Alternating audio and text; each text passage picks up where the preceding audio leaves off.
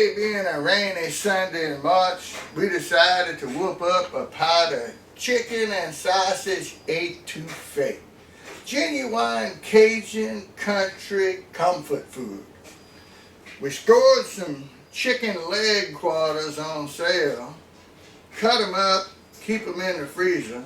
Here we have 6 thighs. I prepared them by passing a knife between the thigh bone and the backbone, separating it to make for easier cooking.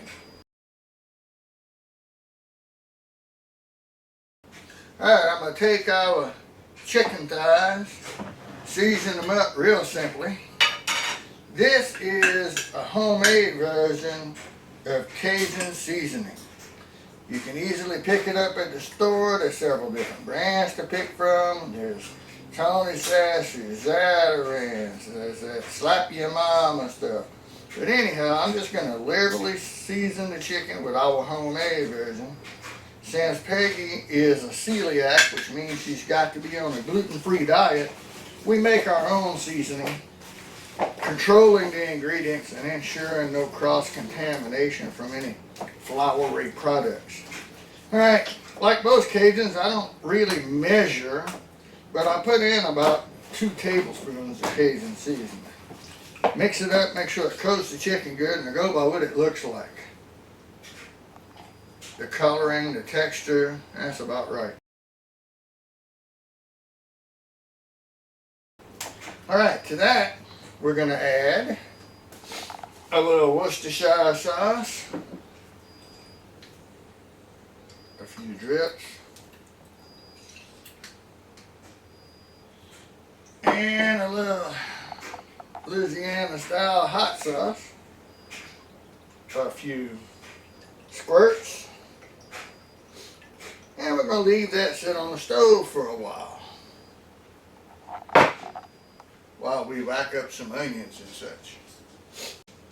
At the risk of being assassinated by the Cajun Grandmother Society, I'm going to give y'all a true Cajun grandma secret. Now, about a week ago, we made a pot of gumbo. When we made the gumbo, we made the roux with butter. And after the gumbo cooked for a couple hours, all this butter infused with chickeny, spicy, wonderful flavors floated to the top of the pot. Well, what all Cajun grandmas do is they skim the excess oil and fat off the top of their gumbo, put it in a little bowl, and keep it for future recipes. This has become a compound butter infused with all this wonderful chickeny, spicy goodness, and is going to get plopped down into the bottom of the beloved family heirloom, our little black iron pot. I'm going to let that melt on a slow fire.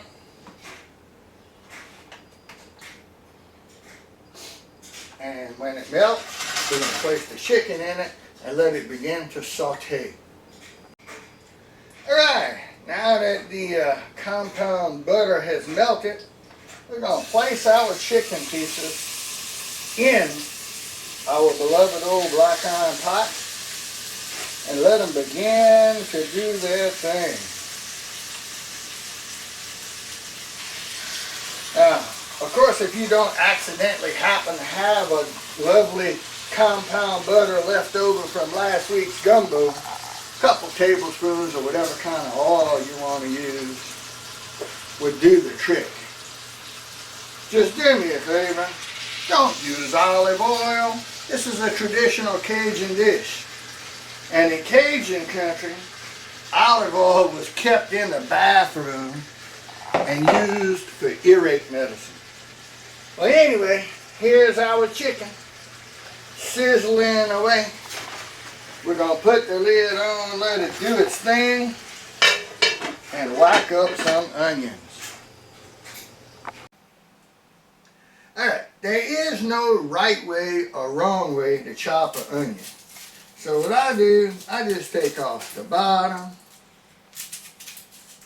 take off the top, and pass my knife through the first layer down the side of the onion. So at that point, it's real easy to peel the peeling off in pretty much one piece. Ta-da! Now, all these fancy chefs want to tell you cut it this way, cut it that way. Don't listen to them, it don't matter. All I'm doing is cut the thing in half, whack it 3-4 times one way, 3 or 4 times the other way, and that's good enough. 4 times one way, 4 times the other way, and that is a chopped up onion.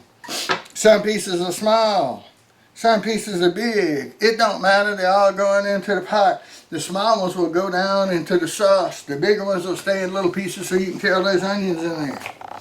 Anyway, the word etouffee is a simple Cajun sauce, and what it means is smothered down in onions, cooked down in onions. So that's why we got a big pot full of way too many onions for that little pot. Okay, to the onions, we're going to add about ½ a pound of sliced smoked sausage. You don't have to if you don't want to, but we feel it adds a wonderful little hint of smoky flavor and a little texture to the etouffee. Most people do. We're going to add that to the pot when we add the onions, so we'll park it in the onion bowl for now.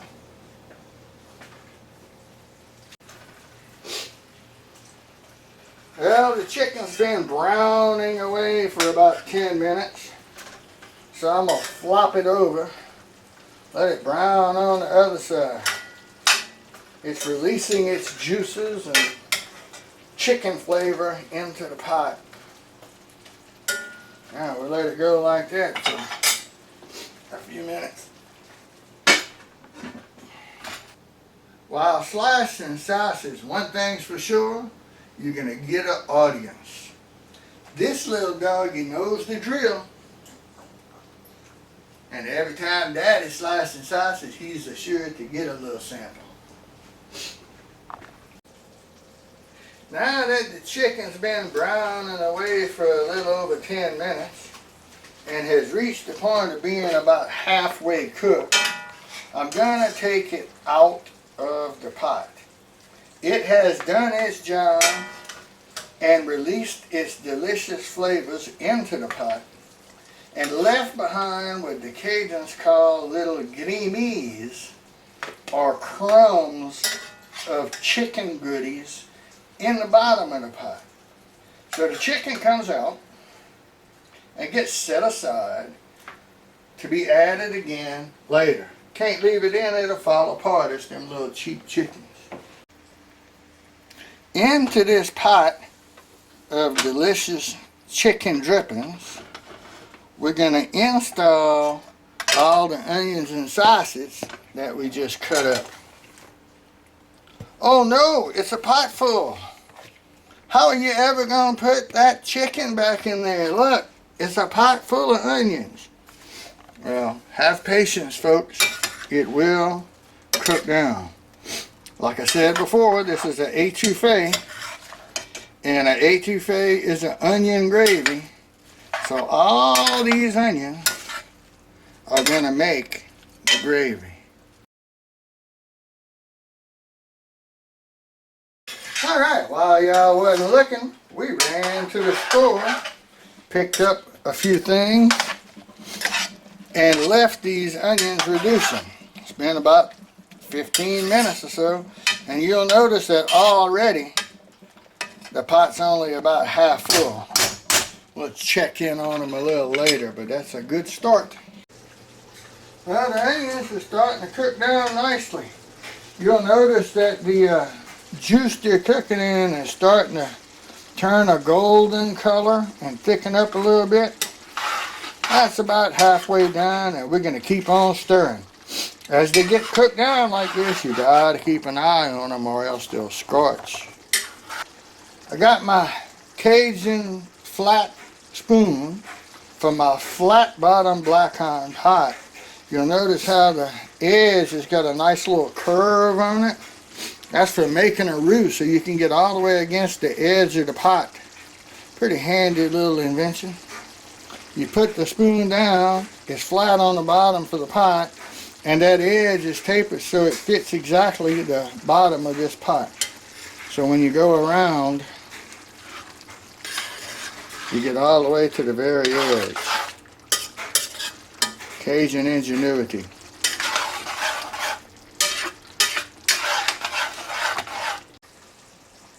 Now that our onions are about halfway done and reduced a good bit, we're going to add a little can of mushroom pieces and stems. These mushrooms come canned in water with just a touch of citric acid to keep them fresh, and we really enjoy putting them in here. You don't want to add them too early because they'll fall apart, so we just incorporate them in this wonderful thickening, reducing onion gravy and let it keep cooking.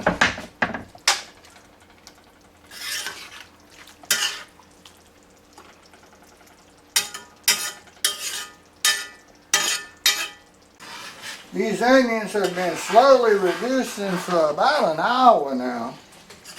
And you can see at this stage again, the pot's less than a third full. For the last 15 minutes or so, I've had the lid off. The steam's rising. It's starting to condense, thicken up a little bit. And you'll notice a color change. It's actually becoming brown. Now rest assured, there is no roux, no flour, no cornstarch, no nothing in this pot.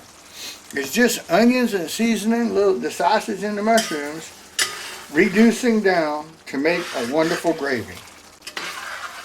Well, it's a slow process and it's a labor of love, but they have reduced down to the point now where they're beginning to fry. So with that in mind, you got to keep an eye on the pot. Watch it close and stir kind of often because you're reducing these onions down, and here's the point where they really start caramelizing, so you got to make sure they don't stick. It's thirsty work, I guarantee you.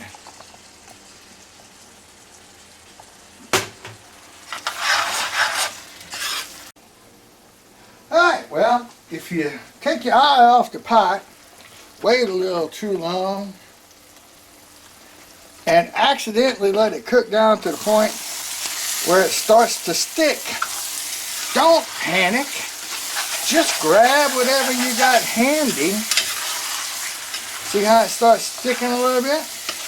Just grab whatever you got handy and use it to deglaze. Now this just happens to be a gluten-free beer made by Anheuser-Busch called Redbridge.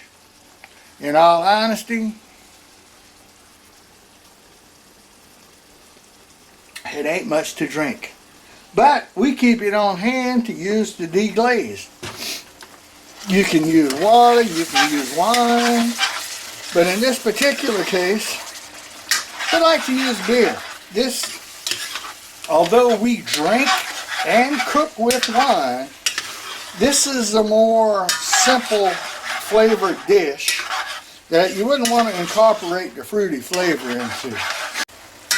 Okay, so all the stuff stuck to the bottom of the pot, the Cajuns call gratin.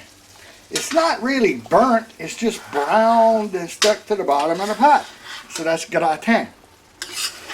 When you deglaze and break them loose, the little brown flecks become grimaces. And the grimaces melt into the gravy, thicken it, turn it a darker brown in color, and that's what makes a good etouffee. You scrape the gratin loose, the grimaces melt into the gravy, and now you've got a good looking onion gravy, a good looking etouffee. We'll let it continue to cook and reduce down a little bit more. Now that the onions have reduced to this beautiful golden brown, luscious gravy, what we're going to do is place the chicken back in the pot.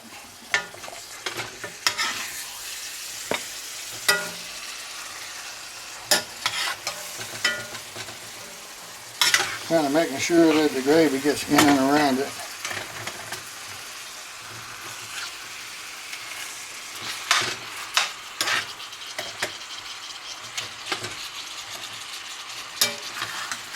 Now that the chicken's all nice and back in the pot, including the chicken drippings that collected in the pan, we're going to add enough water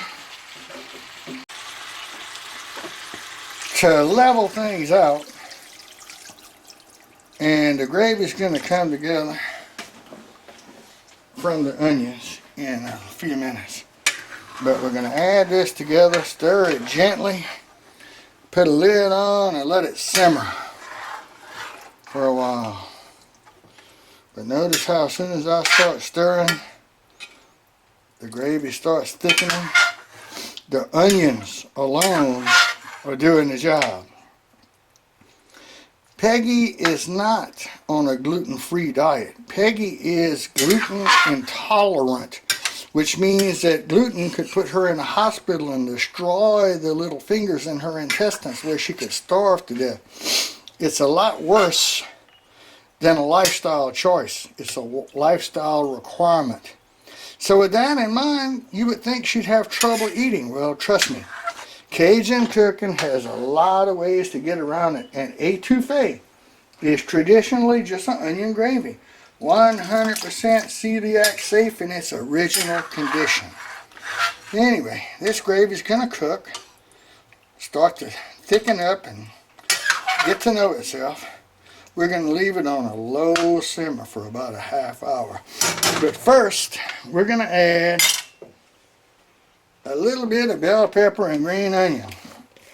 We put these in at the end because you don't want them to caramelize. If they do, they can tend to get a little bitter. So we add these right in the last half hour of cooking.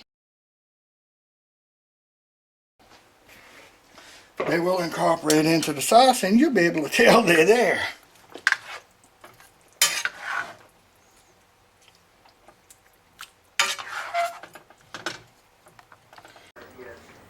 Alright, everybody talks about how Cajun food's fattening and greasy and all that kind of stuff, but I got news for you.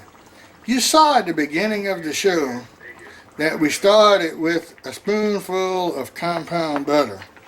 Well, as the sauce simmers and it's getting close to being done, the butter or chicken drippings or whatever rises to the top and can be easily skimmed off with our trusty spoon. So my old grandma used to say she was trolling the heartburn off of the top of the pot. But if done carefully, you get back all the oil you started with, which can be saved on top of the stove for the next dish. Okay, so here she is, folks. One pot of genuine Cajun comfort food. Chicken and sausage etouffee. All we got left to do is eat it. Okay, so here we are on a rainy Sunday afternoon. The etouffee is done. Delicious, rich, rather economical Cajun comfort food. Along with a salad, fresh picked from our rainy backyard. Looks like supper to me. It tastes delicious.